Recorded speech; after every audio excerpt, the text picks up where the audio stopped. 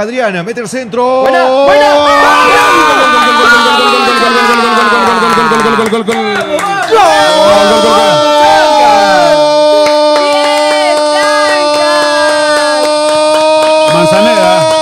Manzaneda.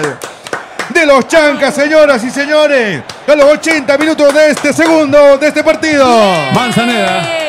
Manzaneda para decirnos que Chancas no tenía que tener la posesión de la pelota para generar peligro, tenía que saber aprovechar. Yo te dije, Milciades, íbamos a tener una. Totalmente excelente habilitado. centro, completamente habilitado. Y golazo de Manzaneda. Centro de Quiroz. De Adrián Quiroz, que lo estabas matando, Milciades. Dije por lo menos que sea un lanzador, ojalá que sea regular. Ahí está, un pase correcto. Excelente el Golazo, centro golazo. a la espalda de Marcos Arabia, que no puede llegar. Estaba totalmente lejos Ampuero. Muy bien Manzaneda para meterse entre Con los la dos. calidad que Con le pone Manzaneda. Calidad Bien. y técnica suficiente Sí, para que la pelota no se le correcto. vaya fuera del arco, tampoco por encima.